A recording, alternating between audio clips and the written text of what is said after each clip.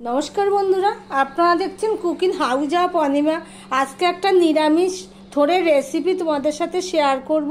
तार जोन्नो देखो आमी थोड़टा ठीक এইভাবে केटे निয়েছি আর थोड़टा आमी पुरोटा धुए निয়ে तारपर केटेছি, केटे আর धुইনি। এবারে थोड़टार মধ্যে आमी देखो এই নুনটুকু দিয়ে দিলাম।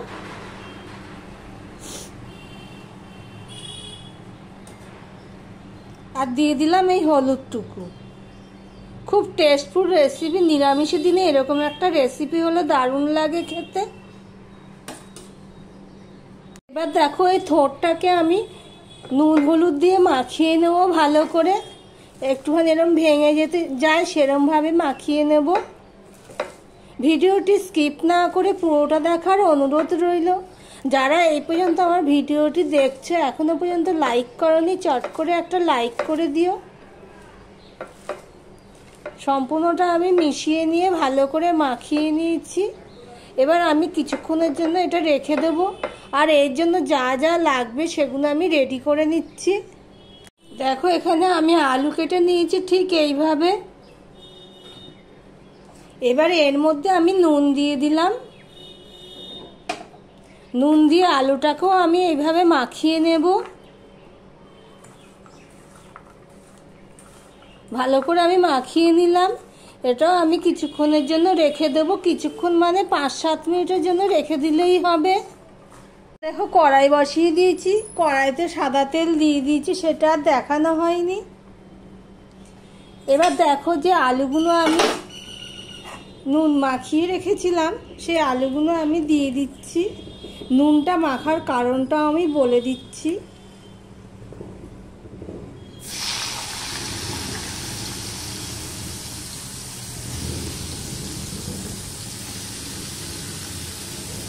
দেখো নুনটা মাখিয়ে রেখেছি, দেখো কত জল বেরিয়েছে। এই জলটা শুকাতে তো টাইম নেয়, সেই জন্য আলুটা নুনটা মাখিয়ে রাখাতে কি হবে, আলুটা ভালোভাবে তাড়াতাড়ি ভাজা হয়ে যাবে। এর মধ্যে আমি হলুদ দিয়ে দিলাম, দিয়ে আলুটা আমি ভেজে নেব। দেখো আলুটা ভাজা হয়ে গেছে। এবার আমি এটা তুলে নেব। আলুটা দেখো লাল লাল হয়েই ভাজা হয়ে গেছে। থোড় তো তোমরা অনেকেই রান্না করো, কিন্তু আমি আমার মতন করে রান্না করছি, সেটাই তোমাদের সাথে শেয়ার করছি। এবার আলু ভাজাটা আমি তুলে নিচ্ছি। আলু ভাজাটা আমি তুলে নিয়েছি। এবারে একটু সাদা তেল দিয়ে দিলাম। এই একটা শুকনো লঙ্কা ফোড়নে দিয়ে দিলাম, তার সাথে দিয়ে দিলাম কালো জিরে। এই রেসিপিটি গরম ভাতে নিরামিষের দিনে দারুণ লাগে, যদি সাথে থাকে একটু ডাল। দেখো ফোড়ন কিছুটা হয়ে এলে আমি এখানে দেখো অল্প সর্ষে নিয়ে নিয়েছি, সেই সর্ষে আমি দিয়ে দিলাম। তোমাদের কাছে যেমন সর্ষে থাকবে, আমার কাছে হলুদ সর্ষে আছে তাই আমি হলুদ সর্ষেটাই দিয়ে দিলাম। দেখো এদিকে থোড়টা আমি যে নুন হলুদ মাখিয়ে রেখেছিলাম, দেখো কতটা জল বেরিয়ে গেছে। এবার আমি এটা এইভাবে চিপে নেব। চিপে নেব, নিয়ে জলটা আমি পুরো এইভাবে চেপে ফেলে দেব। দেখো এদিকে সর্ষে ফোড়ন কালো জিরে হয়ে গেছে। এবার আমি এই থোড়টা দিয়ে দিচ্ছি।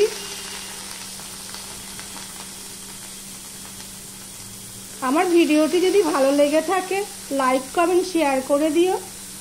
আর যারা নতুন এসেছো আমার ভিডিওটি দেখছো এখনো পর্যন্ত সাবস্ক্রাইব করোনি, তাদেরকে বলবো চ্যানেলটি সাবস্ক্রাইব করে পাশে থাকতে।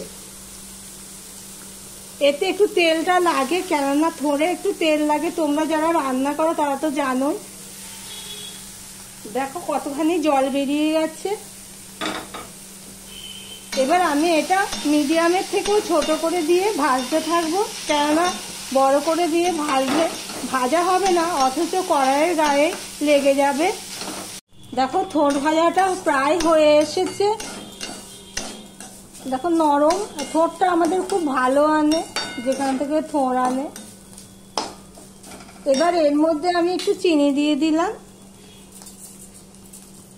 কেউ কমও দিতে পারো, আমি 1 চামচের একটু বেশি চিনি দিলাম, কেননা একটু মিষ্টি মিষ্টি ভাজা হবে। খুব ইজি, মশলা ছাড়া নিরামিষ রেসিপি। এবার যে আগে থেকে ভেজে রাখা আলুগুলো আমি দিয়ে দিলাম। ঠোঁট ছেঁচকিও অনেকে বলে থাকে, ঠোঁট ভাজা কিংবা ঠোঁট ছেঁচকি যাই বলো না কেন, দারুণ লাগে গরম ভাতে প্রথম পাতে। সম্পূর্ণটা আমি মিশিয়ে নিলাম। মিশিয়ে নিয়ে আমি আরেকটু ভেজে নেব। দেখো আমি 1 মিনিটের মতন ভেজে নিয়েছি চিনি আর আলু দিয়ে। রান্নাটা আমার এখানেই শেষ হলো, ভিডিওটা আমার এখানেই শেষ করলাম। আবার অন্য কোনো রেসিপি নিয়ে প্রতিদিনের মতন বিকেল 4টেয় চলে আসবো, সাথে থেকো।